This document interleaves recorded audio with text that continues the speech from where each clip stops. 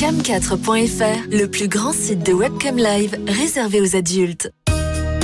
14h-16h, Brigitte Lahaie, Sud Radio. C'est 2h sur Sud Radio.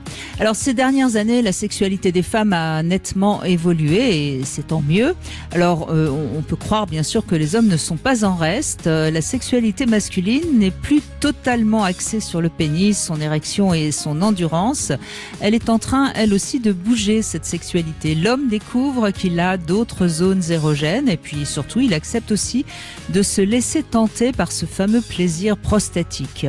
Alors, sans pour autant se sentir soumis ou moins viril. On va évoquer ces nouvelles pratiques en compagnie de Philippe Arlin qui nous a déjà longuement aidé à déprogrammer nos habitudes sexuelles et surtout nous a aidé à sortir de nos croyances qu'une femme doit agir de cette manière et un homme comme cela. Néanmoins, et c'est important de le rappeler, il n'y a pas une pratique meilleure qu'une autre, à chacun de trouver la sienne. Et ce qui est nouveau, je crois simplement aujourd'hui, c'est cette ouverture à tous les possibles, à condition évidemment que ce soit entre adultes consentants. Je vous invite donc à venir témoigner ou éventuellement à poser vos questions et pour ça vous nous appelez au 0826 300 300.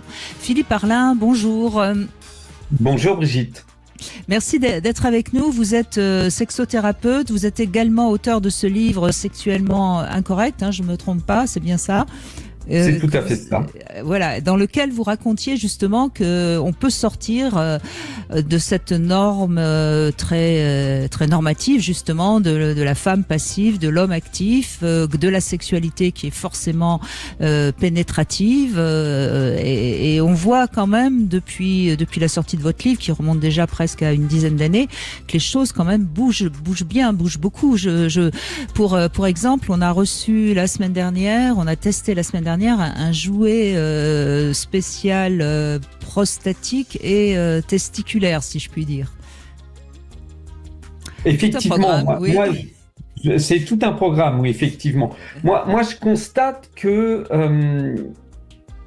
le fait que les femmes aient fait bouger leur sexualité et qu'elles continuent à la faire bouger, ça a permis aux hommes, dans un deuxième temps, pas tout de suite, mais dans un deuxième temps, de s'interroger, de se dire, réfléchissons, est-ce qu'il n'y a pas autre chose? Est-ce qu'on peut pas... Parce que la curiosité, je pense que l'homme a toujours eu de la curiosité sur une autre manière de prendre son plaisir qu'avec son pénis, mais plein de fois, et c'est un peu ce que j'essaye d'expliquer dans mon livre, le problème, c'est comme c'était tabou, et qu'un homme qui se comporte en homme n'était pas censé explorer ces plaisirs-là, c'était resté caché ou réservé à des gens qui se définissaient comme libertins ou voire homosexuels ou bisexuels. En tout cas, pas monsieur tout le monde. Ce qui a bougé et ce qui est, je trouve, très chouette, c'est que monsieur tout le monde a le droit aujourd'hui d'aimer certaines pratiques sans pour autant se sentir identifié à sa pratique. On a énormément changé la parole et la réflexion sur qu'est-ce qu'une pratique dit d'une personne. On identifie moins les gens à leur pratique et on est plus ouvert à l'idée que, hétérosexuel ou pas hétérosexuel, quel que soit ma partenaire, j'ai une prostate, je peux prendre du plaisir si on la stimule, et donc j'ai pas envie de passer à côté de ce plaisir-là. Mais on peut parler aussi des tétons, qui pour les hommes peuvent être extrêmement sensibles, les testicules, et on a 2 heures pour parler du programme, et le corps de l'homme est aussi vaste que celui de la femme. Alors peut-être pas quand même parce que je pense que on voit des femmes qui vont avoir des orgasmes simplement en stimulant leur sein, tout ça. Chez l'homme, c'est un peu plus quand même axé sur le pénis malgré tout, non? Vous ne seriez pas d'accord avec ça? Non. J'ai de nombreux exemples de patients, et leurs femmes en témoignent, donc j'ai pas de raison de douter de ça, qui sont capables de déclencher une éjaculation simplement en se travaillant les tétons, ou même plus extraordinaire, j'en ai un qui se fait éjaculer en se caressant derrière le genou. Donc je crois que le corps n'a pas de limite, mais c'est aussi une manière de le travailler, de le penser, et je suis pas en train de dire que c'est accessible à tout le monde. Mais je crois vraiment que y a un potentiel dans le corps humain qui est sûrement différent d'un homme à une femme, mais qui demande juste à être travaillé et révélé en fonction des individus. Et d'ailleurs, pour faire un tout petit peu de retour en arrière, nos premières zones érogènes, elles sont stimulées évidemment dans l'enfance.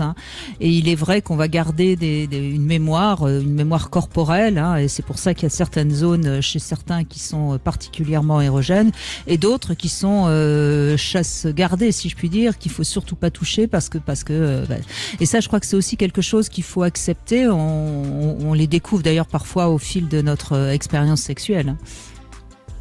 Oui, on a un parcours. Alors, pour faire très court, mais c'est important de le comprendre, une zone érogène, c'est une zone du corps particulièrement sensible, mais elle est sensible parce que les terminaisons nerveuses à ce niveau-là ont été sollicitées.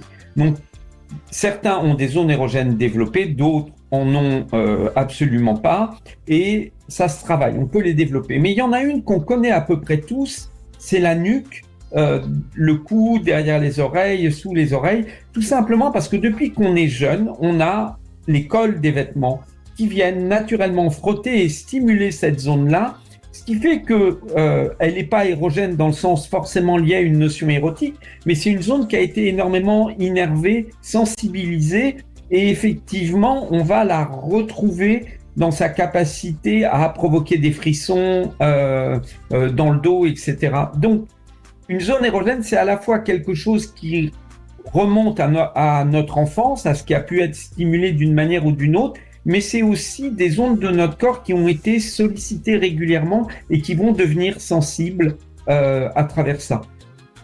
Et on peut en découvrir parfois de manière tout à fait inattendue et c'est pour ça qu'il faut rester toujours ouvert.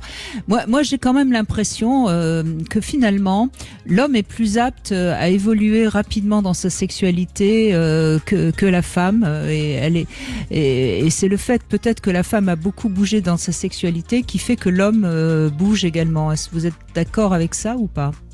Oui, c'est ce que je disais tout à l'heure. Je pense que notre liberté d'homme aujourd'hui, on la doit aux femmes, au travail que les femmes ont fait dans leur sexualité. C'est parce qu'elles ont bougé les lignes qu'on a pu les faire bouger ou qu'on a trouvé la motivation de les faire bouger. Parce que moi, j'entends quand même plus souvent des femmes qui, tout d'un coup, ont le désir de faire découvrir à l'homme la sodomie, pour utiliser un mot que tout le monde comprendra rapidement, que d'hommes qui demandent à leur femme une sodomie, comme si la femme était plus curieuse. Alors, il y a beaucoup de femmes, malheureusement, qui sont très inhibées, et celles-là, on ne peut que les inviter à nous écouter et on va les libérer. Mais la femme est peut-être plus curieuse, ou alors est-ce que c'est pas l'homme qui quand il connaît quelque chose qui marche, il a tendance à y rester. Qu'est-ce que vous diriez, vous, Philippe Arlon ? Alors, j'aurais tendance à dire les deux. En tout cas, la deuxième partie, nous les hommes, quand on a trouvé un truc qui marche, on a un peu tendance à tourner en obsessionnel dessus. En gros, je vais le traduire autrement, peut-être plus positivement, on n'aime pas l'échec. Donc si on a trouvé un truc qui marche, on reste dessus. C'est pas l'idée de répéter, c'est l'idée de ne pas se mettre en échec. Parce que malgré tout, on se met inutilement une certaine pression à la réussite du rapport sexuel. Et rien que sur ces deux mots-là, on pourrait faire une émission entière. Qu'est-ce que c'est que réussir un rapport sexuel ? Mais nous, les hommes, on peut se mettre la pression. Les femmes ont cette curiosité. Pas toutes, mais vous le dites, mais comme tous les hommes ne sont pas dans les mêmes modes de fonctionnement. Et elles vont effectivement peut-être... aller taquiner, solliciter. Je dis taquiner parce que c'est souvent fait avec cet esprit-là d'aller un peu bousculer, d'aller un peu détendre quelque chose, provoquer. Et c'est comme ça qu'on peut se retrouver à explorer des zones où on n'aurait pas osé aller y mettre les doigts. Eh bien justement, on va commencer avec une femme qui me semble assez curieuse et assez apte à découvrir et à faire découvrir. On la retrouve dans un instant. Mais vous avez des questions à poser, vous avez envie de témoigner sur une pratique par exemple totalement inhabituelle dont on parle pratiquement jamais, pourquoi pas, 0826 300 300. C'est le moment ou jamais de vous lâcher. On se retrouve dans un instant. Sud Radio, votre attention est notre plus belle récompense. Merci pour la qualité des émissions que vous proposez, la qualité de vos intervenants ici et des témoignages. Sud Radio, parlons vrai. 14h-16h, Brigitte Lahaie, Sud Radio. Philippe Arlin est avec nous, auteur de différents livres, notamment également Libérez votre désir. Si vous avez des problèmes de désir, vous pouvez également appeler Philippe et poser des questions.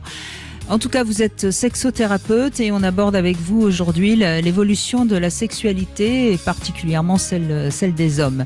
Diane, bonjour, merci d'être avec nous. Bonjour Brigitte, bonjour Philippe. Bonjour Diane. Bonjour. Alors, moi, c'est une question où je suis très ouverte là-dessus. J'ai une sexualité libertine qui m'a permis d'avoir une sexualité très ouverte. En tout cas, où je me suis toujours dit, j'essaye, si j'aime, tant mieux. Si j'aime pas, j'arrête. Et puis, voilà, au moins j'aurais essayé et je ne serais pas frustrée. Ce qui est déjà une preuve de liberté sexuelle, parce que oser essayer quelque chose qu'on ne connaît pas, c'est déjà, c'est pas donné à tout le monde, hein, Philippe Arlin. Non, il faut déjà ne plus avoir peur. C'est-à-dire être capable de se dire, de toute façon, qu'est-ce que je risque ? Ça me plaît, je continue, ça me plaît pas, j'arrête. Et des fois, j'observe que cette liberté, on ne se la donne pas dans la sexualité. Il y a trop d'enjeux. C'est dommage, ouais. Oui, c'est dommage parce que oui, mais vous avez raison, Diane. C'est vous qui avez raison. C'est une question d'éducation ou même de croyances ou des choses comme ça où on nous a dit tu ne devras pas faire ça, tu ne devras pas. Et donc du coup, on se l'autorise pas. Ce qui est tellement dommage parce que ce qui reste, la sexualité, ce qui se passe dans le lit ou dans notre sexualité reste dans le lit ou dans notre sexualité. Donc non, mais vous avez raison, mais on peut dépasser nos croyances et on peut aussi aller à l'inverse de ce qu'on nous a dit. Et c'est là où il faut pas avoir peur, il faut oser. Et c'est sûr que c'est pas si simple. En ce qui concerne la sexualité, c'est pas si simple de oser. Il faut bien le reconnaître quand même. Mais bon, vous osez. Et moi, ça m'a permis en fait d'ouvrir mon esprit et de rencontrer des personnes, des hommes qui étaient plus ouverts. Et après, même dans ma sexualité classique, on va dire hors libertinage, j'ai rencontré des hommes qui progressivement commençaient à diriger ma main vers l'anus ou des choses comme ça. Et puis, moi, alors dès qu'on me propose quelque chose, j'y vais assez franco. Et du coup, j'ai même pratiqué avec donc la sodomie. Alors pour moi, ça, je le pratique depuis le début de ma sexualité quasiment, parce qu'on m'avait dit, tu verras, c'est une de mes tantes qui m'avait dit, tu sais ma chérie, tu verras, la sodomie c'est extraordinaire quand c'est bien fait. Donc je m'étais déjà enlevé ce petit appréhension, oui. Ouais, exactement. Et donc du coup, quand j'ai eu un partenaire qui était plutôt ouvert, je dis écoute, on va acheter un god de ceinture et puis alors il y avait une question de soumission-domination, mais pas tant que ça en fait. Il a aimé il aimait ça. Pourquoi si moi j'aime ça, pourquoi lui il aimerait pas ça? D'autant plus qu'il y a une stimulation prostatique, donc il n'y avait aucune raison que ça ne fonctionne pas et que ça ne fonctionne pas chez l'homme. Hein. Et donc, oui, mais c'est encore une fois le fantasme de domination-soumission. Ça dépend de quel point de vue on se place, hein, finalement, parce que parfois on pourrait considérer que donner du plaisir à l'autre, c'est une manière d'être soumis. Hein. Ouais. Mais je crois que c'est ça. C'est exactement ça. C'est qu'il faut sortir déjà. Vous voyez, on est sur une pratique qui est la sodomie, donc qui peut être faite sur un homme comme sur une femme. Et dès qu'on se met dans un espèce de positionnement où on dit oui, mais alors celui qui le fait domine ou se fait dominer, dès qu'on place tout ça autour, c'est ça que j'explique dans mon ouvrage, c'est que toutes les idées qu'on a autour des pratiques nous empêchent d'avoir la liberté d'explorer. Pour moi, il faudrait de temps en temps avoir un questionnement aussi simple que est-ce que j'aime ou est-ce que j'aime pas? Et non pas est-ce que ça me met en position d'inférieur, de soumis? Est-ce que ça dit de moi que je suis pas capable de bander parce que je me fais pénétrer? Non. Est-ce que c'est agréable ou est-ce que ça l'est pas? Et quelquefois, être capable de se poser cette simple question, ça résout énormément de choses en sexualité. Moi, c'est exactement comme ça que j'ai réfléchi, où en fait, j'avais un ami libertin qui me disait, mais pose-toi la question si tu aimes ou pas. Il dit, t'embête pas à savoir les conséquences, quoi que ce soit. Est-ce que tu as aimé à l'instant T ou pas? Et puis après, effectivement, une fois qu'on s'enlève ces carcans, ça nous permet quand même de pouvoir se proposer n'importe quoi, de se dire, ok, est-ce que je suis à l'aise avec ça ou pas? Et est-ce que ça va m'apporter du plaisir? Si oui, tant mieux, je peux recommencer, ou pas d'ailleurs, peu importe. Mais en tout cas, sinon, au moins, j'aurais testé. Et je garde pas cette frustration de me dire, mais si j'avais su, et peut-être que... Oui, voilà, oui. Mais malgré tout, je suis quand même obligée d'ajouter quelque chose. Je suis d'accord avec vous, Philippe, je suis d'accord avec vous, Diane, hein, mais je suis quand même obligée d'ajouter que pour certaines personnes qui vont accepter un acte ou une pratique et qui finalement ne vont pas aimer, peuvent le lendemain se sentir coupables, dégoûtés, on le sait. Donc c'est à la fois très simple et en même temps, j'ai envie de dire, pas si simple pour tout le monde, non, Philippe Herlin? C'est très simple à prononcer et c'est très facile à dire d'où je suis assis. Dans la réalité des faits, je suis pas sûr que même moi, j'ai toujours vécu ça de manière très simple et que effectivement le lendemain, après un acte sexuel qui est venu questionner des choses que je ne connaissais pas, je me suis pas retrouvé avec un sentiment que je n'avais pas appréhendé avant. Bien sûr que c'est complexe, j'ai presque envie de dire, si mon métier existe, c'est aussi pour ça, c'est parce qu'il y a pas qu'un enjeu de plaisir, il y a plein d'enjeux dans la sexualité, mais là je trouve intéressant d'essayer en tout cas de se dire, voilà, de tendre vers ça, ça ne veut pas dire que c'est facile, effectivement, et vous avez raison de le préciser. Oui, je le précise pour ceux qui écoutent et qui pourraient... Diane, je pense que vous n'avez pas besoin de cette précision, évidemment. Non, mais effectivement, mais même moi, parce que je suis sûrement allé plus loin que la plupart des personnes, donc dans mes limites à moi, qui sont pas forcément les mêmes que monsieur et madame tout le monde, je me suis effectivement déjà posé des questions, je me suis dit, ok, ça m'a pas plu, c'est pas grave, voilà. Mais il faut être effectivement suffisamment, mais il faut avoir un détachement en fait. Avoir un détachement. Vous avez aussi, Diane, vous avez certainement aussi une très bonne estime de vous-même, un très bon rapport à votre corps, et vous n'avez donc pas vous n'avez pas de regrets ou de problèmes quand vous avez fait quelque chose qui finalement ne vous a pas plu, vous voyez, parce que ça n'a pas abîmé votre corps ni votre estime de vous-même. C'est vrai.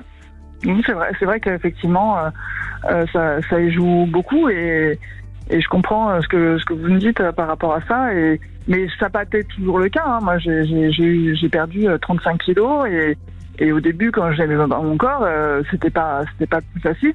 Mais j'arrivais à avoir ce détachement parce que j'avais une bonne estime de moi quand même. Et je comprends ce ressenti qu'on peut avoir, mais il faut juste se dire que c'est pas grave. En fait, il faut enlever le côté dramatique et gravité. Et se dire voilà, on a essayé et pour les hommes on peut tout tester. Enfin, il y a pas d'enjeu majeur entre guillemets si on veut faire une stimulation prostatique. Ça plaît, tant mieux. Si ça plaît pas, c'est pas grave. Il y a pas il faut vraiment dédramatiser, je pense. Et absolument, et il faut bien dire aux hommes que c'est pas parce qu'ils ont été sodomisés qu'ils ne sont plus virils. Petite précision nécessaire peut-être en ce début d'émission, Philippe Herlin. Oui, je pense que faut juste décaler le centre de notre virilité de quelques centimètres vers l'arrière. On passe du pénis à la colonne vertébrale, on se tient droit tout simplement et qu'on aborde le plaisir par devant ou par derrière, on l'aborde avec notre corps d'homme. N'est-ce pas? Merci Diane en tout cas de cette ouverture et puis bravo pour votre liberté et votre épanouissement. On continue dans un instant avec Émilie qui nous a rejoint tout de suite. 14h-16h, Brigitte Lahaie, Sud Radio. 14h-16h, Brigitte Lahaie, Sud Radio. Avec Philippe Herlin, sexothérapeute, nous parlons des nouveaux plaisirs sexuels. Et quand je disais que les femmes sont peut-être plus curieuses que les hommes, je crois que je ne me trompe pas, puisqu'après Diane, c'est Émilie qui est avec nous. Bonjour Émilie. Oui, bonjour Brigitte et bonjour Philippe. Alors, je vais vous parler de l'anulingus. Donc en fait, j'aime bien le pratiquer sur mes partenaires et ça, généralement, je suis la première et ça permet de leur faire découvrir le plaisir anal. Et je commence par caresser leurs fesses avec mes mains, après avec mes seins, puis après je leur fais des petits bisous. Et bien sûr, je suis attentive à leurs réactions et d'habitude, ils se laissent faire. Donc là, je me dis que c'est bon, je peux commencer, je peux essayer l'anulingus et puis généralement, ça se passe bien. Jusque-là, j'ai personne qui s'y est opposé et généralement, les retours que j'ai, c'est que c'est agréable. Oui, mais peut-être que les hommes sont moins inquiets de la question hygiénique de l'anus, non, Philippe Arlin? Oui et non, mais j'aurais tendance à penser oui comme vous. Je dis non parce que j'ai en mémoire quelques patients qui ont une grande difficulté avec leur corps, mais ça va pas être spécialement sur l'anus. Donc effectivement, les hommes vont être moins bloqués sur ça. Et quand c'est bien amené, parce que je vois quand même, Émilie, vous prenez votre temps, vous amenez les choses, vous abordez la zone avec beaucoup de prudence, et je crois que voilà, vous savez amener les choses sans les forcer, et c'est cette absence de contrainte qui rend la chose faisable et que l'homme se laisse apprivoiser en quelque sorte. Mais ce qui est intéressant, mais ce que je trouve intéressant dans ce que vous racontez, Émilie, c'est que pratiquement vous êtes toujours la première, ce qui veut dire que c'est pas une pratique que les femmes osent tellement faire. Oui, c'est vrai. Je ne sais pas, je ne me l'explique pas. Je me dis que c'est parce que moi j'aime particulièrement les fesses, peut-être pour ça. Oui, mais vous avez raison. En plus, vous n'avez pas de refus, donc vous auriez bien tort de vous en priver. Mais c'est quand même étonnant que la plupart des hommes vous disent que c'est la première fois. Ouais. On pourrait penser que c'est quand même une pratique assez courante, et visiblement non. Bon, je pense qu'elle l'est dans aucun des deux sens. Il y a malgré tout dans l'anulingus quelque chose d'un petit peu tabou parce que l'anus, quoi, tout simplement. Oui. Et ça peut être tabou, mais aussi inconnu. Je me rappelle que quand j'ai découvert l'anulingus, en fait, c'est parce que je lisais des articles sur Internet et j'ai lu l'article justement d'une personne qui avait décrit cette pratique. Et je me suis dit que ça avait l'air bien et j'avais envoyé l'article à mon copain de l'époque et c'est comme ça qu'on a commencé à le faire. Mais c'est vrai qu'avant de lire ça, j'ignorais que cette pratique existait. Oui, vous ignoriez carrément que la pratique existait. Oui, donc ça montre bien que ça reste encore quelque chose d'un peu tabou, hein, Philippe. Oui, je pense que voilà, il y a une manière de réfléchir à la sexualité où on se dit tout est possible, mais il y a aussi une manière de réfléchir à la sexualité avec certaines pratiques un peu prédéfinies. Et si on n'en a pas entendu parler, on aurait un peu tendance à croire que c'est une forme de déviance, de perversion, d'aller voir par là, d'aller y mettre la langue. C'est pas... voilà. Ça peut vite être tabou. Pourtant, on devrait quand même signaler à tous ceux qui nous écoutent, Philippe Arlin, que justement, d'abord l'anus c'est une zone érogène, hein, c'est une zone assez innervée, une zone agréable qui de toute façon nous a provoqué des sensations particulièrement fortes et agréables quand on était tout bébé. Hein, c'est même une zone qui a été très jeu de pouvoir, si je puis dire. Et ensuite, c'est important aussi de signaler que même un doigt dans l'anus lors d'un cunilingus ou d'une fellation peut apporter un plaisir différent, supplémentaire. Donc c'est bien aussi de... Bon, Émilie, on n'a pas besoin de vous l'apprendre, mais c'est peut-être bien de le signaler à tous ceux qui nous écoutent. Émilie, si je puis me permettre, est-ce qu'il vous arrive justement d'aller un petit peu plus loin que l'anulingus et de glisser votre doigt ? Oui, c'est arrivé quelques fois, oui, et même toujours pareil, toujours avec douceur et en étant attentive à la réaction de la personne. Mais oui, je l'ai fait et voilà. Soit la personne me disait qu'elle ressentait pas grand-chose, ou alors on me disait que c'était plutôt agréable, voilà. Mais voilà, toujours fait avec douceur, tout petit à petit, tout doucement. Mais vous avez jamais eu de réaction un petit peu plus négative? Non, j'ai jamais eu quelqu'un qui refusait et vraiment la réaction la moins enthousiaste, eh bien c'était quelqu'un qui disait qu'il n'avait pas vraiment ressenti quoi que ce soit. Bon, très bien, très bien. Tant mieux. Et qu'est-ce qui vous plaît, vous, dans cette pratique, justement, Émilie? Qu'est-ce que vous diriez? Je dirais que je suis une amoureuse des fesses, que j'aime les toucher, j'aime les voir et par conséquent, j'aime les visiter aussi. Très bien. Écoutez, merci de... Ça vous rend gourmande. Voilà, bien dit. D'accord. Mais cela étant dit, il y a beaucoup de femmes qui sont attirées par les fesses des hommes, qui regardent leurs fesses. Donc c'est pas... vous le saviez évidemment, Philippe Arlin. Bah oui, et puis c'est intéressant de ne jamais oublier que les fesses, que ce soit celles des hommes ou celles des femmes, sont des objets sexuels extrêmement puissants. Une des positions quand même particulièrement excitantes pour les hommes, mais du coup à mon avis elle l'est aussi pour la femme, c'est la levrette, c'est se trouver derrière les fesses de l'autre, parce que il y a quelque chose d'extrêmement puissant. Et oui, le pouvoir érotique, voire sexuel des fesses n'est pas à démontrer. Non, ça c'est clair. Vous voulez ajouter quelque chose, Émilie? Non, c'est bon? Ça va? C'est bon, oui, très bien, je vous remercie. Eh bien, c'est nous qui vous remercions, merci à vous. On continue avec Jean qui va répondre à 3 questions intimes. Vous pourrez en poser une ensuite à Philippe Arlin qui est avec nous. Bonjour Jean. Bonjour Brigitte, bonjour Philippe. Bonjour Jean. Alors, évidemment, je vais vous poser cette première question. Est-ce que vous seriez tenté par le plaisir prostatique? Tenté, curieux, oui. Après, tenté, je me suis pas vraiment posé la question. Voilà, on va dire. Mais justement, je vous la pose. Voilà. Ouais. Voilà. Après, oui, allez, on va dire oui parce que je suis curieux, mais voilà.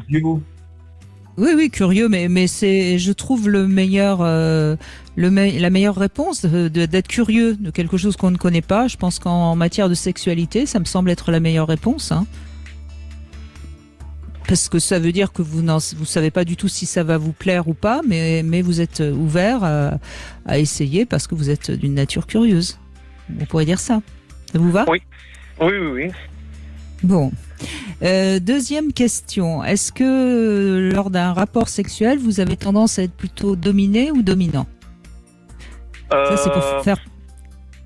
Allez, dominé, on va dire.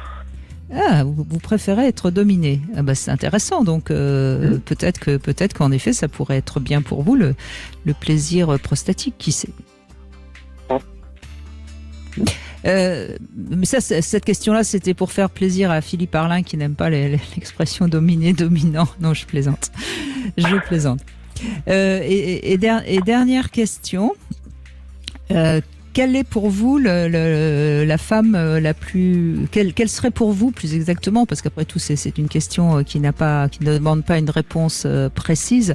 Quelle serait pour vous la femme la plus séduisante, comment vous la décririez?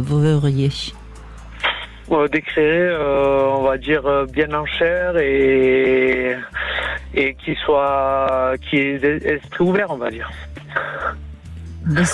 L'esprit ouvert. Voilà. D'accord. Je ne vois très bien de quoi vous parlez quand vous parlez d'esprit ouvert. Bien, je vous laisse poser une question à Philippe Arlin. Il vous écoute, allez-y. Alors, qu'est-ce que je pourrais poser? Je vais demander, en fait, qu'est-ce qui vous gêne dans le fait de dominer en fait le terme en fait? Alors, ce qui me gêne, c'est pas le terme, c'est juste que on le définit trop vite et que je rejoins ce que Brigitte a dit tout à l'heure, c'est que on peut très bien, dans une position classiquement de dominer, avoir un sentiment de dominant et l'inverse. C'est que je trouve qu'il résume trop vite quelque chose qui n'est pas aussi simple et qui relève plus d'un état d'esprit que d'une pratique en tant que telle. C'est-à-dire, encore une fois, je peux être pénétré par ma partenaire et me sentir tout à fait dominant parce que je peux aussi être sur l'autre, décider, prendre le rythme, voilà, ou être en mode pénétration et me laisser complètement guider et ne pas être dominant. Voilà. Ce qui me gêne, c'est que on croit définir le terme de dominant, dominé ou avec des positions, alors que c'est plus pour moi un état d'esprit, une manière d'être dans le rapport et qu'il n'y a pas forcément de pratique. Alors après, la domination existe en tant que pratique, mais je parle dans la sexualité simple. Il n'y a pas forcément de pratique. Voilà pourquoi. Mais sinon, les termes ne me gênent absolument pas. Ça vous paraît clair, Jean ? Oui. Vous voyez, parce que je crois que c'est vraiment important de comprendre ça. On peut très bien. Je prends un exemple assez classique. Je prends l'exemple de la fellation. Il y a des femmes qui se sentent dominantes quand elles commencent une fellation parce qu'elles ont ce pouvoir de provoquer une érection. Et puis il y a des femmes qui vont se sentir un peu dominées parce qu'elles ont l'impression qu'elles se sentent. C'est peut-être aussi derrière le terme dominé, il y a peut-être le côté de se sentir obligé de, non, Philippe Arlin, dans la sexualité. C'est ça, oui. Et c'est pas. Il y a une différence entre. Enfin, c'est extrêmement complexe parce qu'il y a une différence. On pourrait aller chercher la notion de prendre le pouvoir aussi, obéir, être soumis. Il y a tellement de termes qui ont des nuances différentes que je pense qu'à chaque fois qu'on parle de ça, il faut en parler avec son ou sa partenaire pour mieux le définir, ce que ça voudrait dire dans ce couple. Ouais. Voilà, bon, on a essayé d'être clair sur ce terme parce que c'est vrai que c'est important. On essaye durant ces 2 heures justement de libérer un peu la sexualité sous tous les angles. Merci Jean en tout cas d'avoir répondu à 3 questions et puis je vous dis à bientôt. Et nous, à tout de suite, dans un instant, vous pouvez vous aussi réagir, témoigner au 0826 300 300. À tout de suite. Vous voulez parler à Brigitte Lahaie ? 0826 300 300. Cam4.fr, le plus grand site de webcam live réservé aux adultes.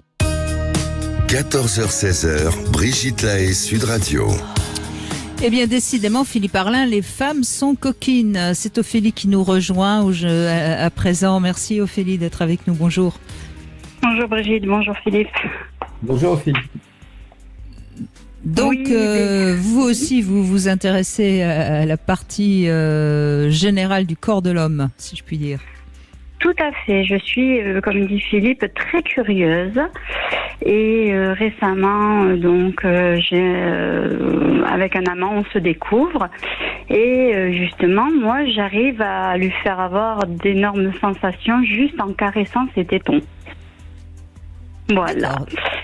Donc, il est très très sensible de là et on en discutait. Et c'est vrai que je lui disais, mais c'est vrai, les hommes, pour eux, ils ont l'impression qu'il n'y a que les femmes qui ont des seins et qu'on les prendrait peut-être pour des femmes quand on leur tripote les seins, je sais pas. Un peu comme les hommes qui disent, oui, mais je suis pas pédé, on m'encule pas, quoi. Voilà. J'ai l'impression qu'ils ont ce côté, on les prend pour des femmes dès qu'on approche la zone téton, quoi.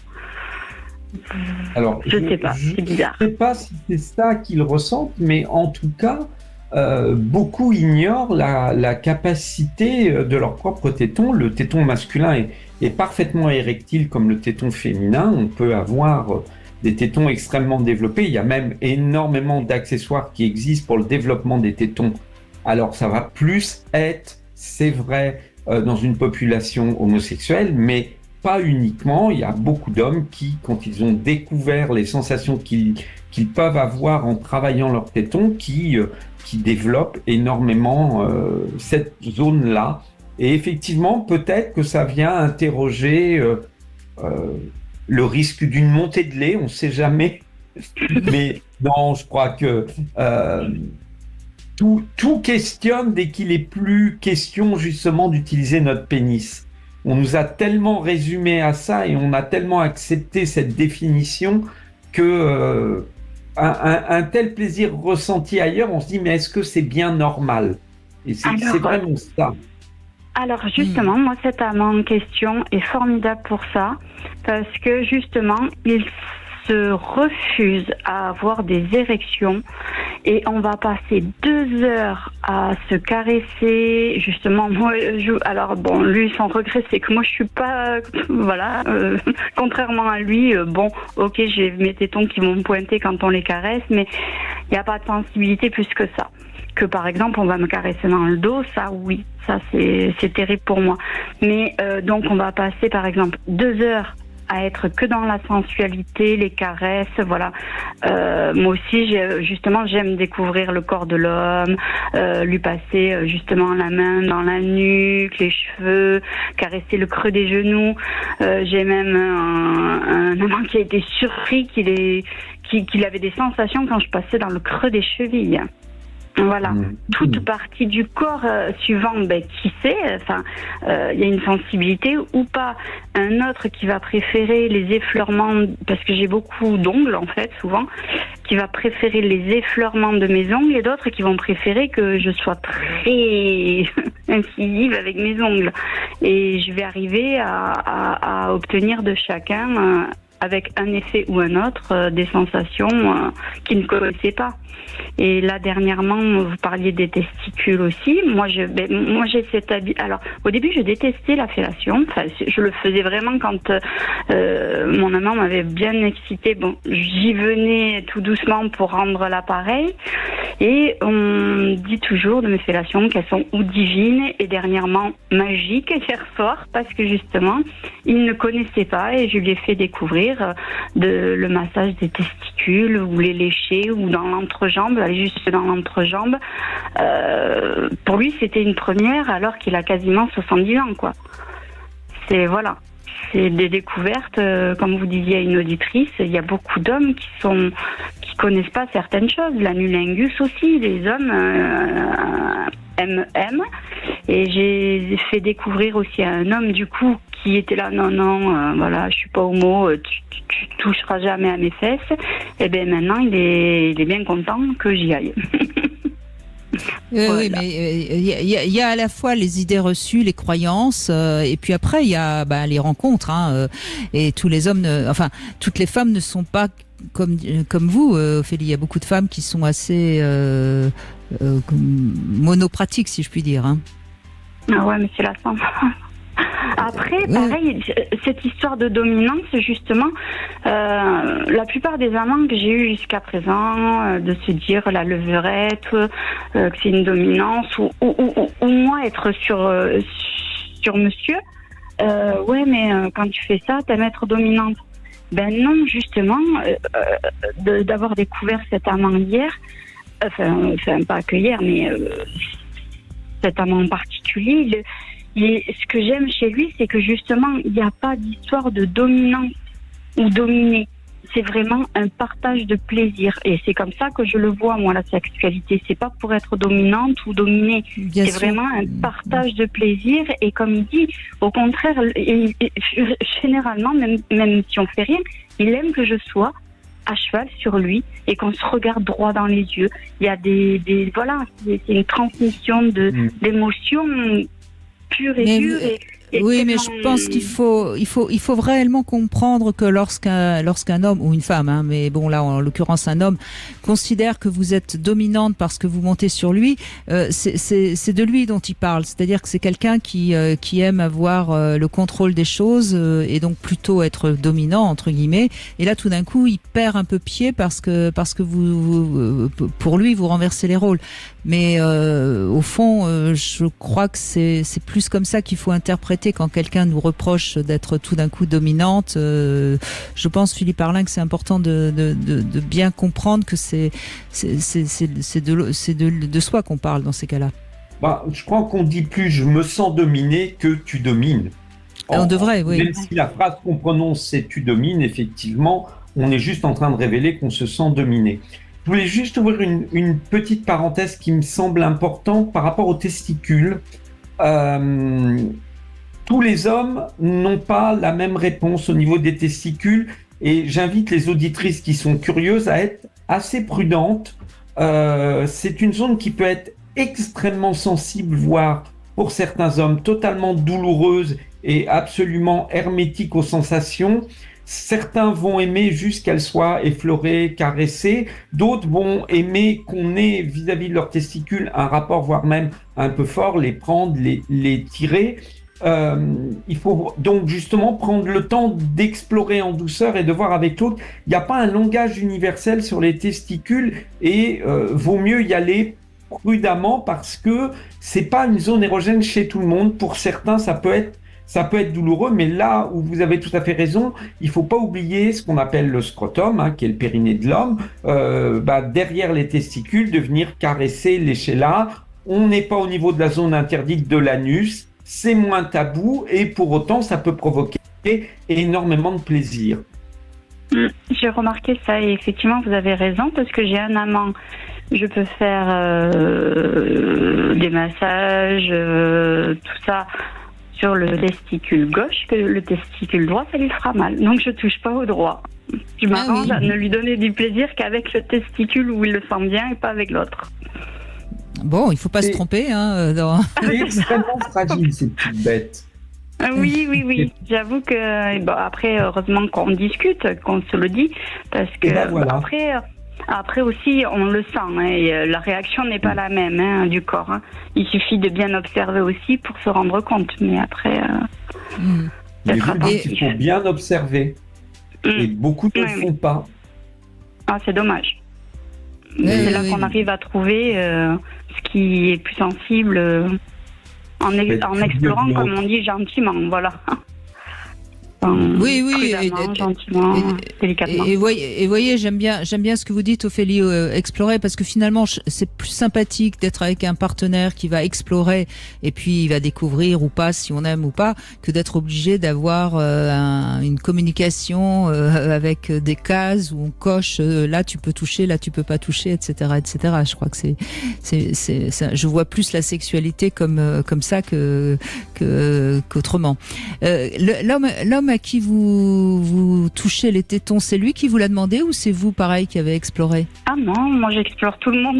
Je pose pas de questions. Moi justement, j'aime découvrir par moi-même, tout en douceur, et faire découvrir, puisqu'a priori, il y a beaucoup au final, je me dis qu'effectivement, on n'est peut-être pas beaucoup de femmes si exploratrices que ça, parce que moi aussi, comme l'autre auditrice, je fais découvrir pas mal de choses, parce que j'aime explorer, pas forcément parce que j'en ai entendu parler, mais j'aime la variété, découvrir, faire découvrir, et justement, j'aime quand c'est vraiment une observation vraiment mutuelle et qu'il n'y a pas forcément besoin de se dire oui, j'aime pas, ou on en rediscute après. Là, par exemple, l'amant d'hier, il m'a dit c'est dommage que tu sois pas sensible. Voilà, il s'est bien rendu compte que j'étais pas sensible de la poitrine.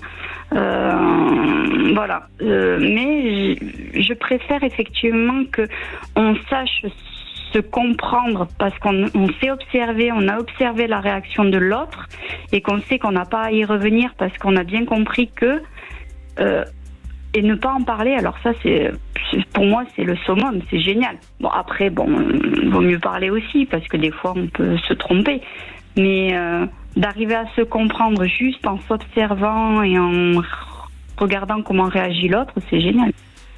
Je trouve ça super.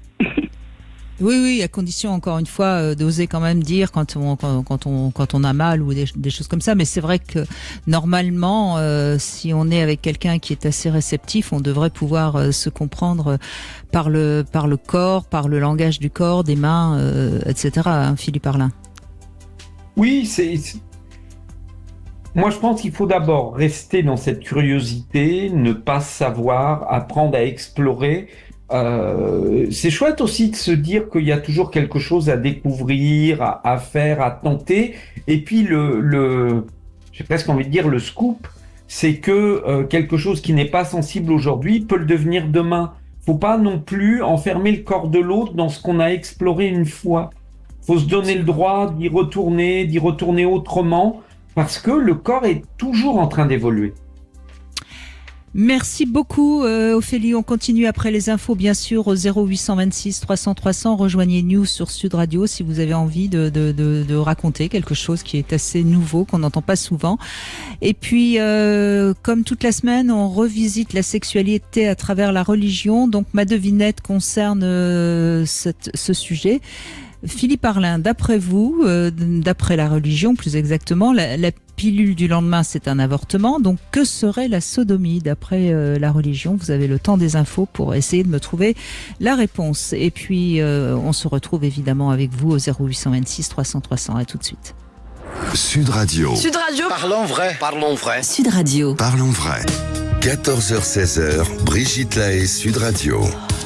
Nous sommes aujourd'hui avec Philippe Arlin. Nous revisitons la sexualité masculine avec beaucoup de femmes qui ont témoigné dans cette première heure, et on va remercier Michel, qui va témoigner dans un instant du plaisir prostatique.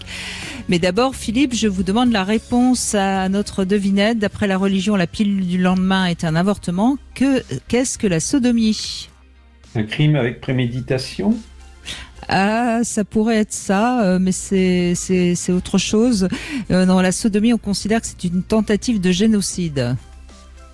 Puisque, évidemment, on tue tous les spermatozoïdes qui n'arrivent pas à bon port, voilà. Mais bon, allez, on continuera à s'amuser comme ça jusqu'à la fin de la semaine, puis il y aurait certainement beaucoup d'autres à dire encore. Philippe Arlin, donc vous êtes sexothérapeute, vous inventez d'autres plaisirs, vous inventez, non, vous aidez les auditeurs à découvrir d'autres plaisirs qui existent depuis la nuit des temps d'ailleurs, parce que c'est pas nouveau le plaisir prostatique. On n'invente rien en sexualité, je pense. Je ne crois pas, je suis assez d'accord. Ouais. Je crois que quoique peut-être avec le virtuel, il y a peut-être des choses qui vont être inventées. Oui, peut-être, mais jusqu'à présent, je pense qu'on ne fait qu'explorer différemment éventuellement, mais tout existe. Bonjour Michel, merci d'être avec nous. Bonjour à vous. Bonjour Brigitte, bonjour Philippe. Bonjour Michel. Alors oui, je vous appelais aujourd'hui j'ai écouté l'émission et puis je voulais vous apporter mon témoignage d'homme. Moi, j'ai découvert en fait la pratique avec une partenaire il y a à peu près 3 ans, j'ai 45 ans. Et avant, je n'y pensais en fait même pas, tout simplement, parce qu'en tant qu'homme, on passe pas trop à ce plaisir. Et puis c'est en discutant avec ma compagne, avec qui on pratiquait la sodomie, qui me disait, écoute, pourquoi je pourrais pas te donner aussi ce plaisir? Donc j'étais un peu fermé à cette idée, mais après on rigolait beaucoup. Au début elle me disait laisse-toi pénétrer par l'idée. Donc c'était assez drôle. Et puis en discutant, voilà, j'ai bien voulu essayer. Alors ça a commencé tout simplement au début par des caresses autour de l'anus et puis même aussi avec la langue, et j'ai trouvé ça vraiment plaisant, quoi. C'est vraiment nouveau et je me suis pas du tout senti ne pas être un homme ou être homo ou quoi que ce soit. Vraiment, c'était un nouveau plaisir que j'ai connu, voilà, après 40 ans, quoi. Donc j'invite tous les hommes peut-être à découvrir ça. En tout cas, ce qui est intéressant dans votre témoignage, c'est que là encore, on voit que c'est une femme qui a eu envie une femme curieuse, qui avait envie de vous faire découvrir ça, de vous faire plaisir. C'est intéressant quand même. On constate bien que les femmes sont souvent initiatrices. Oui, absolument, ouais. Je pense qu'il y a pour elles quelque chose d'extrêmement intéressant de nous faire découvrir une autre capacité à prendre du plaisir. En plus, un peu proche, quand on va explorer la prostate chez un homme, on l'emmène un peu proche de ce qu'il fait chez une femme. C'est-à-dire aller voir à l'intérieur, aller vers ce plaisir caché, intérieur. Et donc, je pense que effectivement, il y a quelque chose de très plaisant pour la femme d'emmener l'homme dans cette zone-là. Mmh. Elle vous a pénétré avec les doigts, avec un plug, avec un gode ceinture? Au début, avec les doigts, ce qui m'allait parfaitement. Alors par contre, c'est au niveau de la prostate où j'ai jamais vraiment ressenti de plaisir vraiment avec la prostate, j'ai l'impression. C'est plutôt les terminaisons nerveuses et puis l'entrée de l'anus qui était plaisant, mais je peux pas dire que j'ai vraiment une grande jouissance avec la prostate, en fait. Je ne saurais pas dire. Non, je pense que si ça avait été le cas, vous le sauriez, je pense. Ouais. Oui. Mais c'est pas systématique.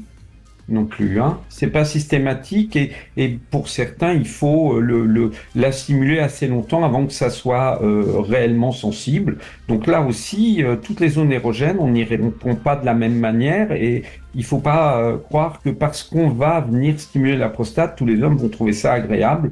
Il y a des fois, ça ne répond pas. Il y a des fois, ça répond très très bien et tout de suite. Oui, c'est ça. Et puis, c'est des envies. Hein. Parfois, il y a des fois où j'ai pas envie du tout. Et il y a des envies qui arrivent où là, je demande, à ce qu'elle s'occupe de moi. Et pour un autre témoignage, j'ai changé de compagne depuis. J'ai une nouvelle amie. Et justement, elle ne connaissait pas cette pratique. C'est moi qui ai amené ça, justement, sur le tapis, en lui faisant découvrir justement, et elle a vraiment apprécié parce qu'elle me dit c'est vraiment un cadeau que tu me fais parce qu'en général c'est nous, et pareil, elle a beaucoup apprécié le fait de changer de rôle, tout simplement. Oui, c'est intéressant ce que vous dites parce que ça confirme bien ce que Philippe Arlin vient de nous raconter. Hein. C'est qu'en fait, elle a la sensation je voudrais pas utiliser un terme qui serait encore une fois connoté, mais quand même quelque part de vous faire découvrir quelque chose qu'elle connaît bien, d'être pénétrée, quoi, en quelque sorte. Voilà, exactement.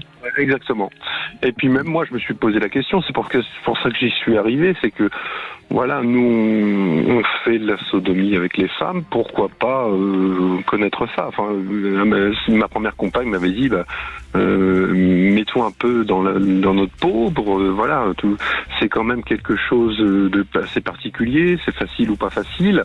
Donc je sais maintenant. Oui. Cela étant dit, il y a quand même une différence lorsqu'une femme est sodomisée. Si elle a un orgasme, c'est souvent parce que ça stimule les fameuses racines du point G. Et en fait, c'est là où l'orgasme arrive. Je pense que chez l'homme, c'est peut-être un petit peu plus différent si orgasme il y a, parce que encore une fois, vous l'avez dit, Philippe Arlin, c'est loin d'être systématique, mais si orgasme il y a, c'est quelque chose d'assez différent d'un orgasme par pénétration vaginale, non ? Oui, exactement. Pour faire juste très simple, on va déclencher ce qu'on pourrait appeler un orgasme prostatique. Et cet orgasme prostatique ne s'accompagne pas forcément d'une éjaculation. Va y avoir des contractions au niveau de la prostate qui vont déclencher et créer cet orgasme et ce plaisir. Ces contractions peuvent se traduire au niveau de notre pénis par éventuellement même une absence d'érection, il y aura éjaculation ou il y aura pas, c'est presque indépendant. Donc ça peut être extrêmement perturbant parce que c'est complètement autre chose, ça vient pas solliciter de la même manière un plaisir connu comme ça peut être le cas chez une femme. C'est une sorte de sensation très voluptueuse, je crois, s'il faut y mettre un mot. Hein. Moi, je suis pas un homme, alors j'essaye de débrouiller comme je peux. Il y a des tremblements aussi. Il y a vraiment cette espèce de, c'est pas localisé. On est un peu envahi, quoi. Ça monte à travers le corps. Et c'est là où ça pourrait ressembler un peu à une sensation féminine. Tout à fait.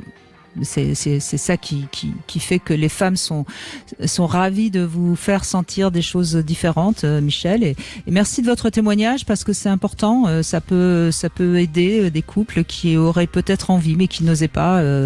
Comme on le sait, dans la sexualité, c'est parce qu'on en entend parler qu'on ose plus facilement aller vers telle ou telle autre pratique. Donc, merci beaucoup, Michel. Merci à vous. On va continuer dans un instant avec Franck également qui va parler du plaisir prostatique. On fait une petite pause et on se retrouve tout de suite. Sud Radio, votre avis fait la différence. C'est la seule radio qui donne des informations, on peut s'interroger. C'est pas facile tous les jours, mais pour ma culture, c'est parfait. Sud Radio, parlons vrai. 14h-16h, Brigitte Lahaie, Sud Radio.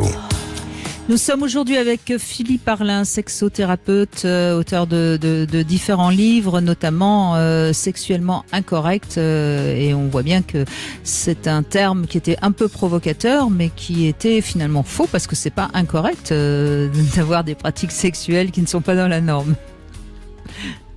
Ça ne l'est plus. Ça ne l'est plus. Oui, mais c'est vrai qu'à l'époque, c'était encore assez. Les choses ont quand même énormément bougé, je trouve, depuis 3-4 ans. Oui. Elle se... ça fait peut-être tache d'huile pour parler de lubrifiant, mais en tout cas, les choses se répandent et on trouve normal de les expérimenter. Mais c'est quand même une histoire d'âge et de génération. C'est-à-dire, je ne suis pas surpris que l'auditrice tout à l'heure qui nous parlait d'un de ses partenaires qui avait pas loin de 70 ans découvre à cet âge-là ce type de pratique. Je pense que quelqu'un de plus jeune a plus de chances de l'avoir déjà fait. En tout cas, Franck est avec nous et Franck, vous avez découvert le plaisir prostatique et merci de témoigner pour ceux qui nous écoutent et qui peut-être seraient tentés. Bonjour. Bonjour. Bonjour Franck. Bonjour. Oui, effectivement, j'ai découvert le plaisir prostatique, mais plutôt jeune, aux alentours de 25 ans. Avec une femme et ma femme actuelle aujourd'hui n'aime pas du tout justement donner ce plaisir prostatique. Du coup, je vais voir justement une professionnelle qui sait faire ce genre de choses. C'est intéressant ce que vous dites parce que vous le découvrez très tôt avec une partenaire, j'imagine, qui était votre petite amie de l'époque. Tout à fait. Peut-être plus expérimentée que vous ? Absolument, exactement. Exactement, elle avait une dizaine d'années de plus que moi.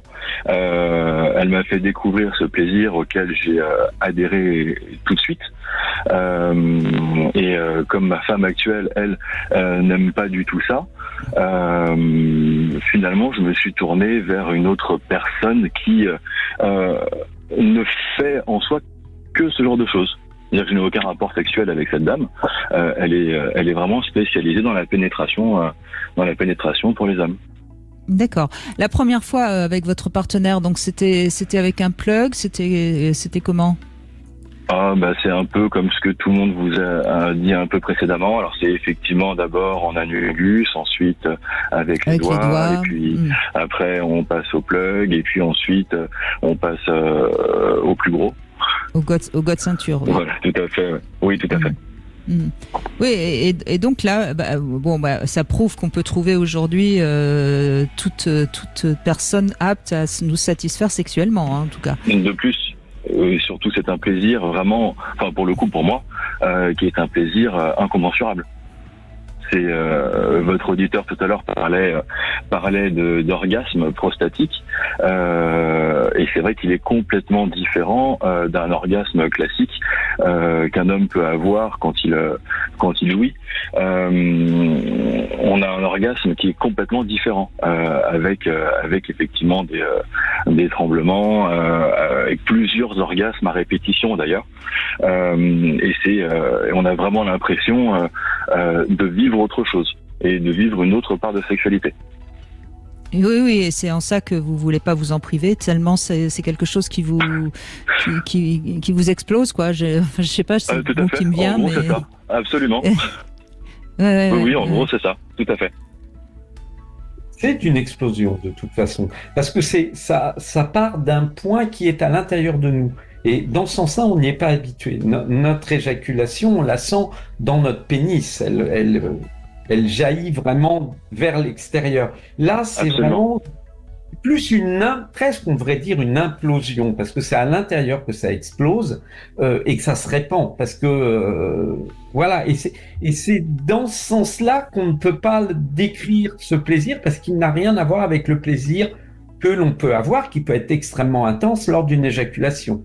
Les deux peuvent se combiner. On peut avoir un double orgasme, mais c'est deux choses différentes. Alors c'est exactement ça. De plus,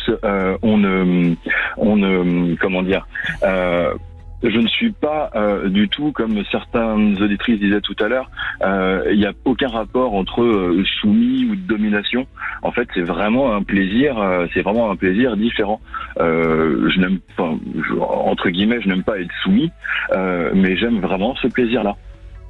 J'entends bien, et ce qui est intéressant aussi dans ce que vous dites, pour rassurer peut-être certains qui comprennent pas trop, vous allez le chercher avec une femme, vous n'allez pas le chercher avec un homme. Vous pourriez tout à fait aller le chercher avec un homme, et on voit bien que c'est pas du tout parce que vous auriez des tendances bisexuelles. Non, c'est vous avez besoin de recevoir ce plaisir parce que vous l'avez découvert tôt en plus. Et moi, j'ai remarqué, plus on découvre un plaisir tôt, plus c'est important de ne pas s'en passer. Alors c'est très intéressant ce que vous dites, Brigitte, parce que du coup je me suis quand même posé la question à 25 ans de savoir si j'étais gay, évidemment. Donc je suis allé voir le plaisir chez les hommes, chez les transsexuels, et au final je n'aime pas du tout. Et je me suis dit, donc en fait non, c'est vraiment ça mon plaisir. C'est pas du tout un plaisir d'aimer des hommes ou autres. Ça n'a rien à voir. Non, mais c'est pour ça que votre témoignage est vraiment très fort et je vous en remercie. Mais ce qu'il faut bien comprendre, c'est que lorsqu'on découvre un plaisir à 25 ans, c'est très jeune, c'est d'autant plus intense parce que ça nous révèle à notre sexualité. Donc, j'entends tout à fait que pour vous, c'est pas possible de vous en passer. Et puis, on se permettrait pas, ni Philippe ni moi, de juger quoi que ce soit. Et j'ai même pas envie de vous demander si votre femme est au courant ou pas, parce que ça nous regarde pas. Philippe Arlin, qu'est-ce que vous avez envie d'ajouter? Moi, j'aurais juste ajouté un point qui est un peu provocateur, mais pas complètement. Je le pense sincèrement. Le pénis, en plus, n'est pas le meilleur outil pour ressentir un orgasme prostatique. C'est bien souvent le doigt le meilleur outil. Parce qu'il y a vraiment un type de stimulation pour que la prostate, pour déclencher un orgasme prostatique, qui est plus proche de ce qu'on peut faire avec son doigt qu'avec un pénis. Après, c'est comme pour les femmes qui ont déjà éveillé leur point G. Une fois qu'il est éveillé, ça déclenche. Mais vous avez raison, pour éveiller le point G, c'est pareil, hein, avec les doigts, c'est souvent plus efficace qu'avec le pénis. D'ailleurs, la preuve, c'est que il y a très peu de femmes qui découvrent leur point G grâce au pénis ou même alors il y a des jouets aujourd'hui qui sont un peu spécialisés, mais malgré tout, parce qu'en fait, là où vous avez raison, puisqu'on est très précis aujourd'hui dans un sujet un peu particulier, parce que c'est quand même pas ce que la pratique la plus essentielle pour tous les hommes, j'entends. Hein. Il faut y aller peut-être par cercle, si je puis dire, et par pression. C'est deux points qui se stimulent pareil. Le point G et le point P, si on peut les appeler comme ça, ont vraiment besoin qu'on leur tourne autour, qu'on les sollicite, qu'on joue avec. Et le pénis, il est très doué pour être ferme et passer à côté, mais il sait pas jouer. Il a pas la forme adaptée. Le pauvre, il peut pas tout faire. Je dis toujours avec humour, le plaisir du corps humain est à portée d'un doigt. Toujours. C'est joli. Franck, en tout cas, merci beaucoup de ce témoignage. Vous voulez ajouter quelque chose peut-être? Non, c'est bon, tout va bien. Je voulais juste faire partager ça. Merci. C'était en effet important. Je pense qu'on a grâce comme toujours, hein, grâce à vous qui nous écoutez et qui venez parler de choses qu'on entend nulle part ailleurs, si ce n'est sur Sud Radio. On fait peut-être ouvrir les esprits. Philippe Arlin, on va faire une petite pause. On va se retrouver pour un Love Conseil. On va parler du sommeil érotique. Tiens, on va revenir un peu sur dominant, dominé, pas juste pour rire.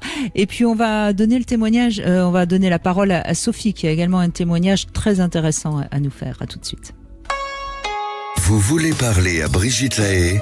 0826 300 300.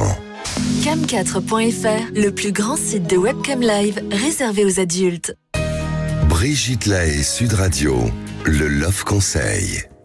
Eh bien, Philippe Arlin, on parlait de dominant-dominé. Je vais vous proposer un love conseil qui s'appelle le sommeil érotique. En fait, c'est l'un des deux partenaires qui fait semblant de dormir et l'autre va pouvoir disposer de son corps, le caresser, l'embrasser, le chatouiller.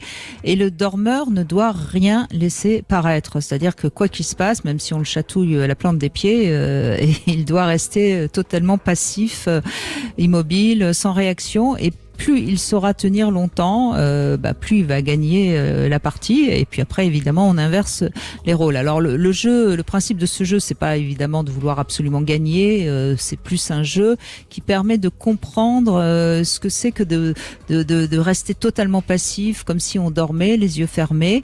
Et c'est intéressant aussi de pouvoir s'occuper du corps de l'autre avec toute la liberté et faire tout ce qu'on a envie d'y faire. Par exemple, même pourquoi pas de le mordre, de le griffer, bref.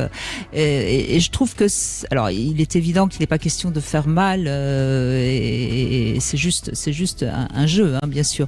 Voilà. Qu'est-ce que vous en pensez, Philippe Arlin? Mais j'en pense que c'est très intéressant, surtout à expérimenter. C'est-à-dire ne pas montrer ce que l'on ressent. Ne pas effectivement jouer un jeu, de ne pas essayer de réagir, d'interpréter, de reprendre le dessus, parce que bien souvent dans la sexualité, c'est très difficile de recevoir. Quand l'autre a l'initiative, on a envie de rendre l'appareil, on a envie à notre tour de faire, de donner, de caresser. C'est pour ça des fois que je questionne la position du 69. Là, ce qui est intéressant, c'est que ça nous oblige de ne pas réagir, d'accepter, de recevoir. Et c'est vraiment, je pense, une expérience, alors sous cette forme-là ou une autre, mais c'est une expérience à faire pour apprendre à recevoir et à se laisser faire. Voilà, donc c'était un petit jeu que je vous proposais. Bonjour Sophie, merci de nous rejoindre. Oui, bonjour à votre invité, bonjour à vous Brigitte. Bonjour Sophie. Voilà. Alors, moi, je suis du troisième sexe, voilà. Oui, je suis pas une vraie femme en fait. Oui. Voilà. Est-ce que je peux me permettre une petite blagounette qui rentre dans le cadre? Oui, allez-y, bien sûr. Je sais que vous aimez bien ça, Brigitte. Est-ce que vous savez pourquoi Jean Dujardin et Alexandra Lamy se sont séparés? Je crains le pire, allez-y. Parce qu'Alexandra Lamy. Ah, c'est pas mal. Faut... Voilà.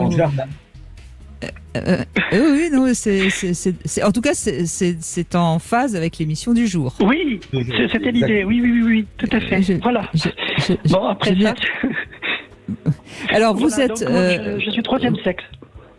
Oui, donc bon, moi, je ne sais pas si on a encore le droit de dire que vous n'êtes pas une vraie femme, mais en tout cas, vous êtes, vous vous considérez comme trans ou comme travesti? Plutôt travesti. J'ai pas l'ambition, la prétention d'être trans, de ressembler à une femme. D'accord. À 200%. Donc vous êtes, vous êtes dans certains moments de votre vie, vous êtes un homme, et dans certains moments, vous êtes une femme. C'est ça? Exactement. Il y a des parenthèses et ce sont des parenthèses enchantées, on va dire. Oui. Et quand vous êtes une femme, vous aimez provoquer le plaisir prostatique aux hommes, si j'ai bien compris. Voilà, enfin, j'ai fait découvrir, voilà, je pense qu'il y en a qui viennent vers moi pour ça. Donc du coup, je me suis amusée un petit peu à initier, être un peu initiatrice, très excitant d'ailleurs. Donc à titiller un petit peu, à faire des anulingus, voilà. Puis une fois ou deux, ça m'est arrivé de pénétrer. Je suis plutôt passive, mais dans l'excitation, voilà, des gens qui apparemment sont très virils, très poilus, et comme quoi, il ne faut pas se fier à l'apparence. Il y a des hommes très coquins. Oui, et puis encore une fois, la virilité n'a rien à voir avec le plaisir qu'on peut ressentir. Hein? Complètement, faut sortir des représentations parce que franchement, j'ai des cas en tête où vraiment j'aurais jamais imaginé ça, quoi. Enfin, vraiment, je pensais plutôt moi, être plutôt passive comme on dit, hein. Et puis non, et puis c'est peut-être des choses qu'ils peuvent pas faire avec leurs épouses et qui viennent vers moi parce que je suis pas tout à fait un homme, pas tout à fait une femme, donc l'ambiguïté les excite aussi des fois. Et oui, voilà, ça c'est vrai. C'est vrai, Philippe Arlin, que l'ambiguïté d'une femme qui n'est pas tout à fait une vraie femme, c'est quelque chose qui excite beaucoup d'hommes. Et qui facilite les choses. C'est extrêmement puissant d'avoir presque tous les possibles au même endroit, j'ai envie de dire, parce qu'il y a ça aussi dans ce côté homme et dans ce côté femme, dans le travesti, il y a une apparence, une réalité, tout se mélange et on peut jouer en fonction de ce qu'on veut au niveau du fantasme, au niveau du réel, et effectivement ça peut être très excitant, très perturbant, troublant pour certains. C'est ça, c'est un peu l'idée. Et puis ça facilite les choses aussi. Je pense que un véritable homme ou une véritable femme est trop genré peut-être pour certains. Et là du coup c'est un peu un mix entre tout et qui fait que on s'amuse bien. Et alors, quelle serait votre technique? Quel conseil vous pouvez donner à ceux qui nous écoutent? Quel est le meilleur moyen justement de permettre à l'homme cet orgasme? ça dépend du moment, ça dépend comment on le sent, enfin, c'est du feeling. Mais je veux dire, déjà, comme le monsieur disait, là, de commencer par une petite caresse anale avec le doigt doucement, bon, y aller doucement en tout cas, parce qu'il faut pas brusquer, faut pas brusquer les choses, hein, c'est sensible cet endroit-là. Donc, voilà. C'est fragile ces petites bêtes-là, comme on dit des hommes. C'est ça, c'est ce que j'allais dire. Voilà, donc du coup, voilà, faut être très douce. Bon, moi, je suis quelqu'un de doux, hein, donc ça facilite aussi les choses. Et puis, je peux être aussi un peu plus entreprenante et puis passer un peu en choses sérieuses. Et vous personnellement, qu'est-ce que vous aimez justement dans une relation avec un homme? Mais la découverte, hein, parce que c'est inconnu, c'est une aventure à chaque fois, quoi. C'est quelque chose de différent Oui, mais je parlais plus précisément sexuellement. Qu'est-ce que vous aimez? Parce que vous avez dit que vous étiez plutôt passive. Oui, moi j'aime bien être un peu dominée, un peu attrapée, quoi. Voilà. Puis après, je m'adapte aussi. Enfin, c'est un plaisir partagé. Ce que j'aime, c'est faire découvrir. C'est des hommes assez virils en fait qui m'attirent. En fait, c'est surtout ça. Des hommes quoi, qui sont voilà, c'est encore plus excitant de les vergonder, de les pervertir un petit peu. Oui, mais ça j'ai remarqué chez le travesti, c'est souvent il est souvent plutôt attiré par des hommes très virils, ouais. Non c'est le cas. Enfin, viril, j'utilise ce mot, mais oui, enfin, dont les caractères masculins sont affirmés, on va dire comme ça. Voilà, c'est ça. Oui, on va éviter le terme viril. Voilà, donc on est sur les poils, les muscles, voilà. J'adore les poils, j'adore ça. Oui, voilà. D'accord.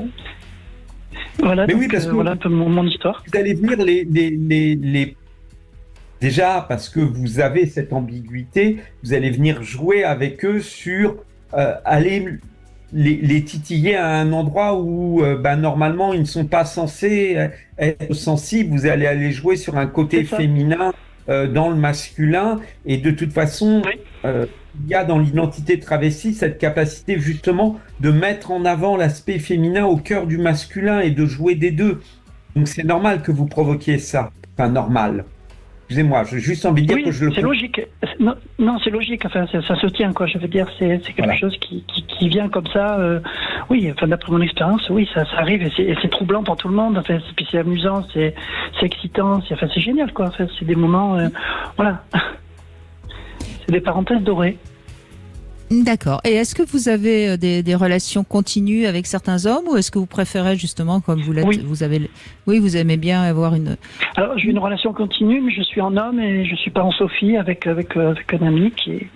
Voilà, donc oui, voilà, qui est fidèle depuis des années, on est fidèles l'un à l'autre. D'accord. Mais il le sait, hein, ceci dit, il est au courant. Hein, il est au courant. Il m'a vu en Sophie dans des lieux, parce que bon, à une époque, je fréquentais des lieux des parkings, des endroits un peu chauds, ce qui était assez rigolo.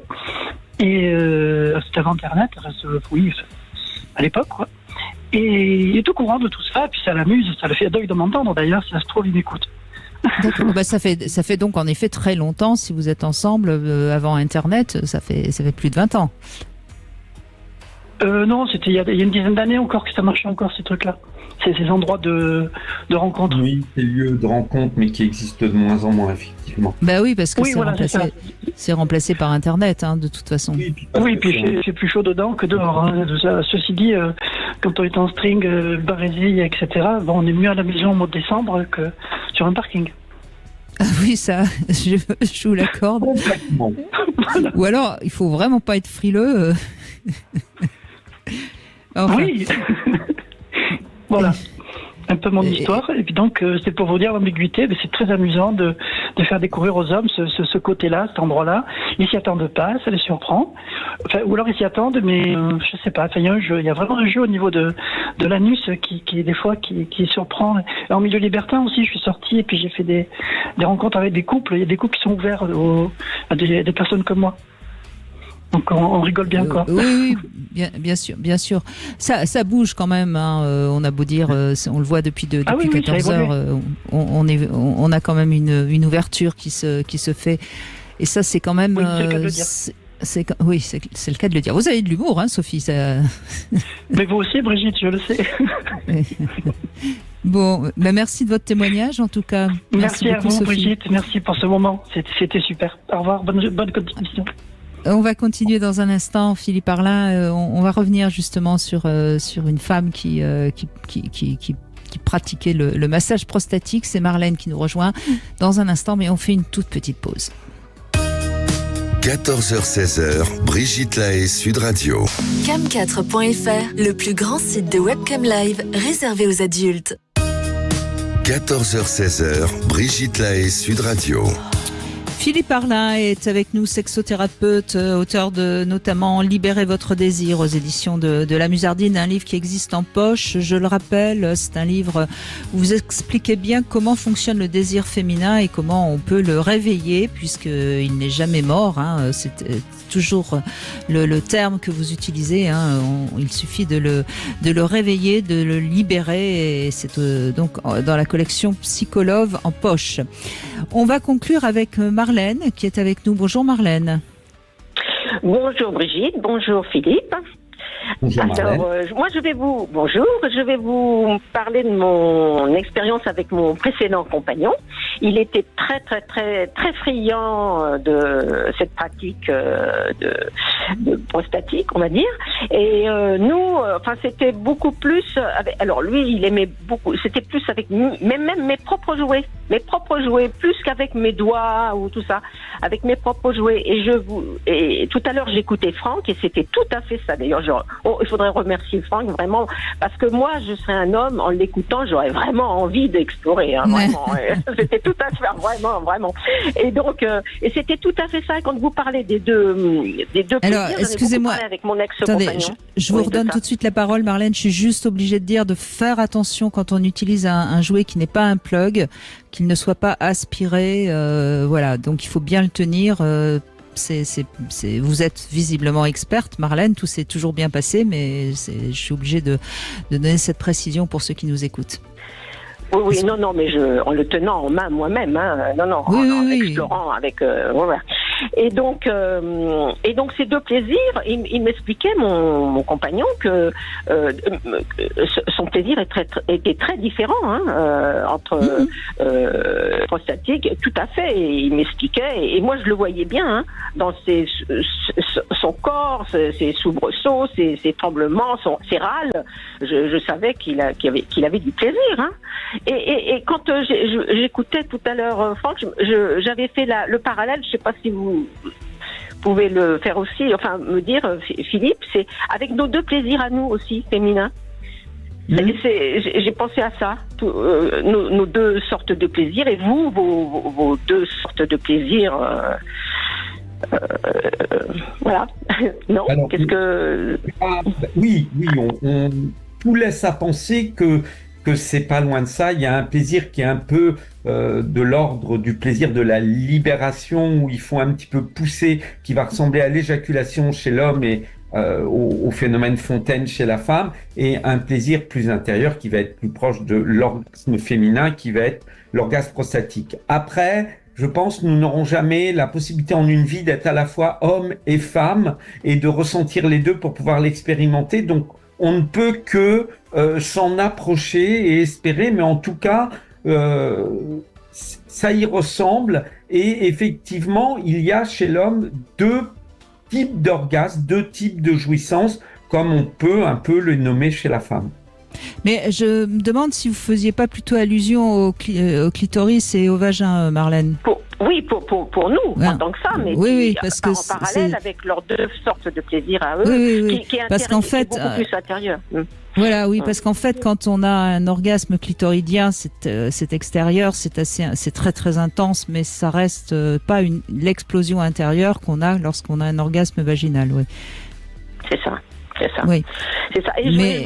je voulais, oui, allez-y. Excusez-moi. Non, allez-y, Marlène. Non, allez-y. Je voulais poser une petite. Alors, on n'en parle pas trop souvent de ça et tout ça, mais la base, c'est quand même quand on explore des régions anales et tout ce plaisir anal, à l'hygiène, Philippe. Et je me disais, je voulais vous poser une question. Quand on pratique souvent et qu'on fait quand même des lavements et tout, est-ce qu'il y a une possibilité d'avoir une inflammation? Est-ce que c'est embêtant pour la muqueuse, pour les muqueuses? Est-ce que ça serait un problème? Encore une fois, tout dépend de la technique que vous utilisez. Il faut savoir que pour donner du plaisir prostatique, on n'a pas besoin de faire un grand lavement. Les poires à lavement qui existent, qu'on peut avoir, les poires vaginales, qui ont donc peuvent être utilisées d'un point de vue anal et sont largement suffisantes pour nettoyer la partie. Il faut savoir que c'est 2,5 cm à l'intérieur. C'est très proche de la sortie, l'accès à la prostate. Et donc, le contenu d'une poire à lavement suffit largement. Si on utilise une eau évidemment bouillie, on peut mettre un peu d'huile aussi dedans, certains le font, il n'y a absolument aucun danger. Le danger viendrait de l'utilisation d'un produit décapant. Je ne conseille pas d'utiliser du savon, mais plutôt une eau tiède à température du corps, simplement pour rincer cette partie-là. D'accord. Oui, il n'y a pas de problème si on le fait souvent, d'avoir une irritation ou quoi que ce soit.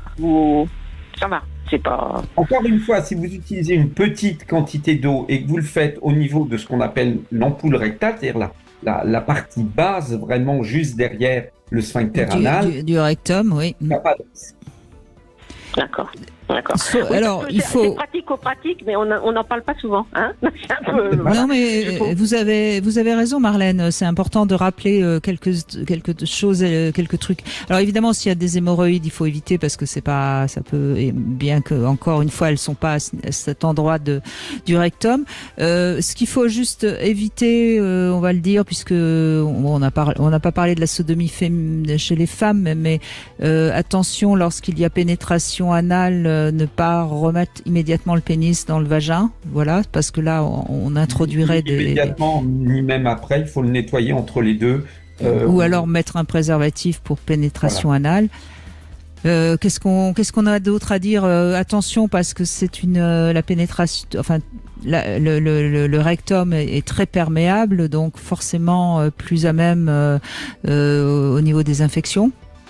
Là, tout à l'heure, j'ai envie de dire, quand notre auditrice parlait du plaisir d'explorer avec les ongles, moi, j'aurais tendance à conseiller de faire extrêmement attention à ne pas aller blesser à l'intérieur avec un ongle. Donc, on va plutôt, en tout cas, si c'est pour faire découvrir à un homme, très important de le faire avec un doigt dont l'ongle a été soigneusement coupé.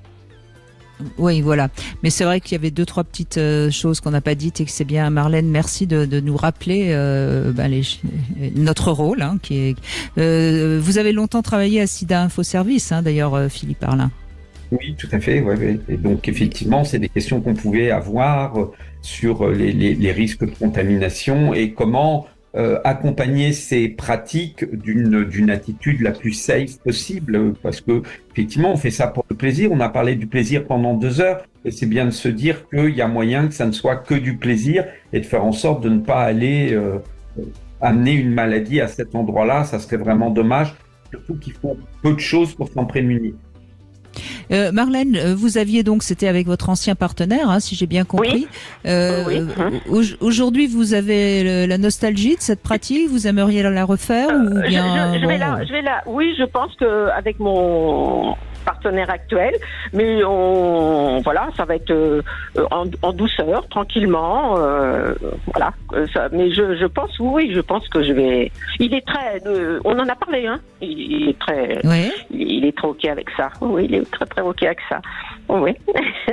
Et puis, il a été convaincu. Oui, il faut en parler. On va pas. Enfin, je veux dire, je sais pas. Peut-être des gens font ça dès la première rencontre. Ou moi, c'est pas mon cas. Il faut avoir envie d'avoir envie. Enfin, voilà, c'est tranquille. C'est un chemin à deux. Et puis aussi avoir confiance. Enfin, c'est quand même. Voilà. Alors peut-être que c'est rentré, comme vous dites, Philippe, c'est rentré plus dans les pratiques de plus jeunes, mais nous, un peu plus, c'était pas nos pratiques. Voilà. Oh, ça reste, Marlène, ça reste encore minoritaire. Marginal, hein. Oui. Ah oui, ah oui, quand même. Ah, bon. Ah oui. Bon. Je pense. Oui. Ah oui, moi je suis certaine qu'on n'a pas, on est vraiment enfin marginal. Je sais pas, on n'a pas de chiffres sur j'ai jamais vu de chiffres sur cette pratique, mais évidemment que c'est encore marginal. Ça me paraît évident. Mais ce que je trouve vraiment intéressant, et je vous remercie Marlène, on va conclure avec vous. On a commencé avec des femmes qui étaient aussi très initiatrices, et là encore une fois, c'est vous qui allez faire découvrir ça avec votre nouveau partenaire. On voit réellement que les femmes sont très ouvertes à ça, contrairement à ce qu'on pourrait croire. Je sais qu'il y a des femmes pour qui il n'en est pas question. On l'a vu avec le témoignage de Franck, bien sûr. Mais enfin, ça c'est quand même assez intéressant et assez nouveau, non, Philippe Arlin? Oui, et ça fait plaisir à entendre parce que ce dont on se rend compte, c'est ce que vous disiez au début de l'émission, Brigitte. Quand la femme initie les choses, l'homme a quand même plutôt tendance à accueillir et à recevoir. Et donc, je trouve que ça va dans le bon sens quand c'est la femme qui amène ça, plus que quand l'homme amène quelque chose qu'il a découvert et qu'il impose un peu dans le cadre du couple. C'est des fois moins facile. Alors que là, ce sont des femmes qui sont curieuses, qui ont envie de jouer parce que c'est très ludique, et elles le proposent. Et j'ai l'impression, en tout cas dans les témoignages qu'on a eus aujourd'hui, ça a plutôt toujours été très bien accueilli. Alors, merci déjà Marlène d'avoir témoigné, merci beaucoup. Et puis, ce qu'on peut peut-être dire, Philippe Arlin, parce que on avait fait une émission sur le point G, je crois il y a 15 jours, 3 semaines, c'est un petit peu pareil, quoi. C'est que c'est pas obligatoire d'aller chercher son point P, c'est pas parce qu'on ira le chercher qu'on va avoir un orgasme, voilà, et c'est pas une nécessité d'essayer d'aller le chercher. Chacun fait comme il veut, voilà. Et puis, il n'y a rien d'autre à en dire. Après, Philippe, je vous laisse. Je crois qu'il faut que ça soit à la fois ludique, que ça réponde à une envie. Et pas, en sexualité, il devrait y avoir rien qui se définit comme passage obligatoire ou chose à faire, parce que ça crée une pression et une contrainte qui s'opposent au plaisir qu'on peut y prendre. Mais si on est curieux, si on a envie de s'amuser, si on a envie d'explorer, eh bien oui, on peut y aller. Il y a des choses qui peuvent se découvrir. Et puis, si des fois on n'aime pas, eh ben c'est pas grave. On a tenté un truc. On le fait bien avec la nourriture. On peut le faire aussi avec la sexualité. Voilà, tout simplement. Et c'est pas parce qu'on n'a pas aimé qu'on n'aimera pas plus tard, et c'est pas parce qu'on a aimé qu'on aimera toujours. Enfin voilà, c'est vraiment c'est toujours important de pas vous sentir, parce que vouloir découvrir quelque chose parce qu'on en a entendu parler et se dire qu'on doit y arriver, c'est de toute façon déjà d'avoir des injonctions, et quand on sait que dans la sexualité, dès qu'il y a des injonctions, ça marche pas. Donc surprise, voilà. Ce sera peut-être le mot de la fin. Philippe Arlin, merci beaucoup. Alors, on peut vous retrouver dans Libérer votre désir, je l'ai dit, dans la collection Psycholove aux éditions de la Musardine. Mais le livre qui était peut-être plus le fil rouge de cette émission, c'est Sexuellement incorrect, qui se trouve aux éditions, merci de me le rappeler, de la Martinière. Aux éditions de la Martinière, voilà, où vous expliquez bien que la sexualité, tout est possible. Il ne faut pas se sentir obligé de rester dans la norme, en gros. Voilà, on va retrouver Alexandre Delovan maintenant, et puis nous demain on sera avec Jean-Charles Bouchon. On parle beaucoup d'emprise ces derniers temps, et j'avais envie d'évoquer la relation amoureuse, la passion, qui souvent nous met dans une situation d'emprise, et qu'on comprenne bien pourquoi l'amour finalement nous met dans une situation d'emprise. Ce sera le sujet de demain. Je vous embrasse tous. Sud Radio. Parlons vrai. Sud Radio. Parlons vrai. Sud Radio. Parlons vrai.